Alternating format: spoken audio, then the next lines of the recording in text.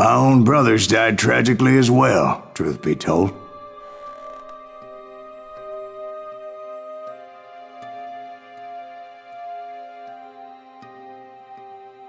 It was 1868, and me and my older brothers were pulling a tidy profit running cattle into Juarez, Mexico. One night after my brothers retired for the evening, I found a little poker game in a cantina with a couple of cowboys. And I just couldn't lose. I even won an old Spanish coin that had to be 100 years old. Well, I was mighty pleased with myself the next morning as my brothers and I rode for Texas. But before we crossed the border, those cowboys caught up with us. It was Johnny Ringo, Roscoe Bob Bryant, and another asshole named Jim. They wanted their money back and everything else we had, including our lives, as those boys didn't want us coming for them later. Bob put that old Spanish coin in my mouth and said, "I won't have it said that I left you with nothing, boy." Well, those horses bolted, and there we hung as those bastards rode away. The branch finally snapped under the weight of the three of us, but being my older brothers were bigger and heavier, they were already dead. And right then I swore to myself that I would avenge them. Ringo you know about, but Bob eluded me until I heard he was riding with the Wild Bunch.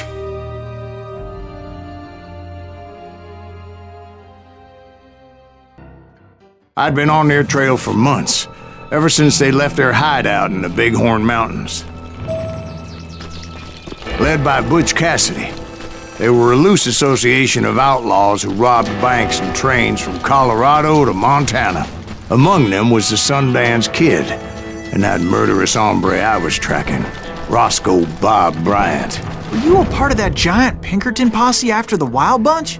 No, boy. A circus like that would have slowed me down. Besides, I wanted Bryant all to myself. I'd heard about a large shipment of gold being transported to Wilcox, Wyoming on the Overland Flyer. They blew the bridge with the intention of forcing the train to stop. Well, I assumed the Wild Bunch was likely in the still intact part of the train high above. I was determined to make that sumbitch Bob pay for what he did to my brothers.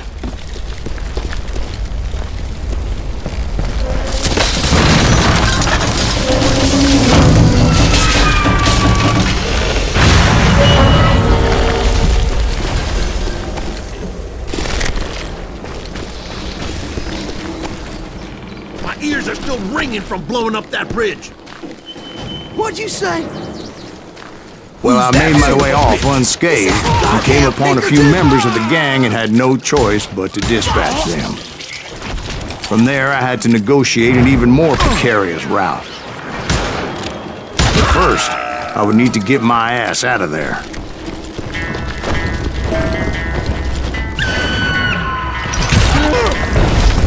I jumped from the frying pan into the fire as the train was clearly fixing to fall. I had found the gang, but in order to find old Bob, I needed to fight my way forward past a whole passel of desperados. Outside, inside, any way I could, I made my way towards my prey. Well, what about the passengers? It was mostly a freight train, as I recall. There were no passengers aboard that day.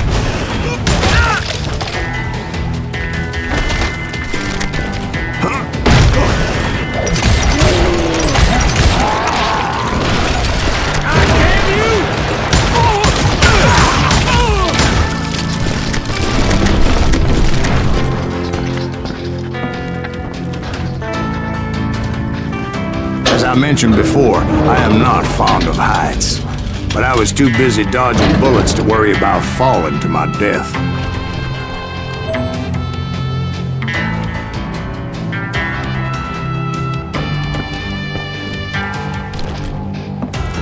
Odds were I was likely to die that day anyway, so I was determined to take down as many of those bastards as I could.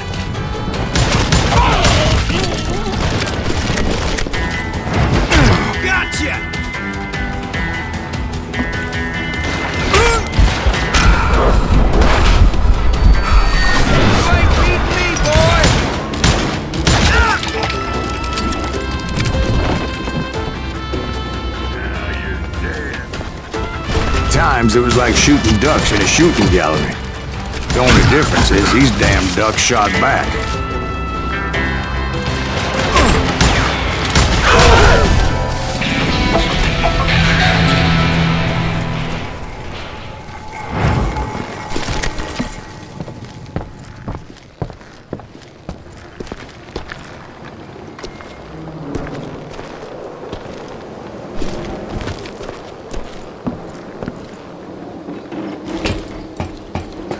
I kept hoping the law would show up and give me a hand. You mean like that giant Pinkerton posse that I read about?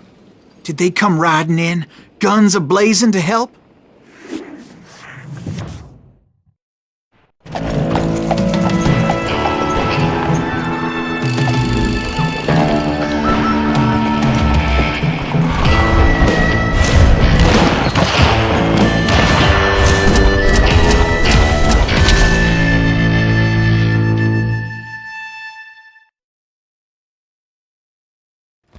Help? From the Pinkertons? No, son.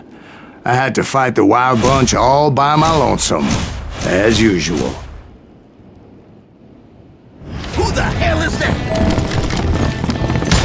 He's out of here! Run cover! Retreat! Retreat! Killing everybody!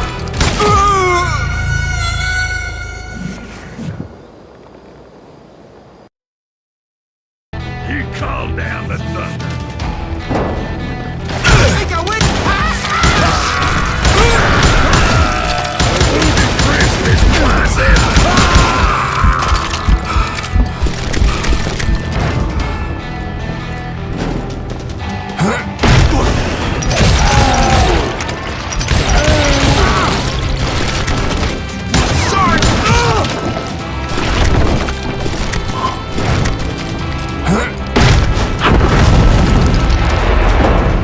Guess is those dime novels didn't portray this as it happened, did they? Only a few stragglers were left. I had to cut them down pronto if I was going to stay on old Bob's trail.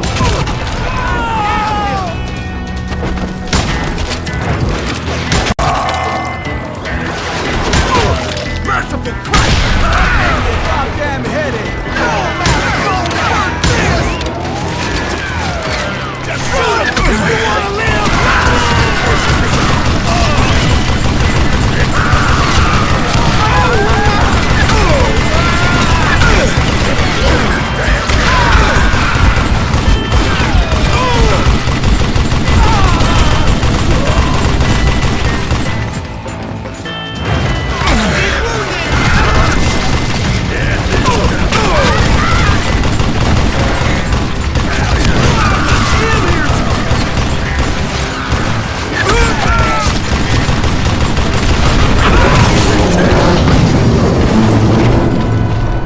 Once I silenced all those guns, I went searching for my nemesis, determined to finally have my justice. But the only survivor who welcomed me was George Flat-Nosed Curry. Who was he?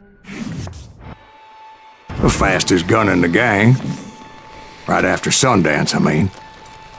And Kid Curry, and maybe Elsie Lay. Though some folks might dispute that.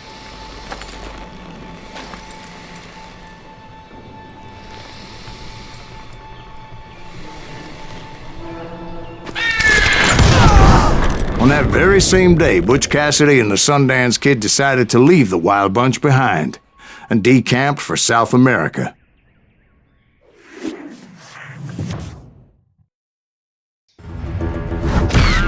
They ended up living down there for many years, but I'm sure you already know all about that.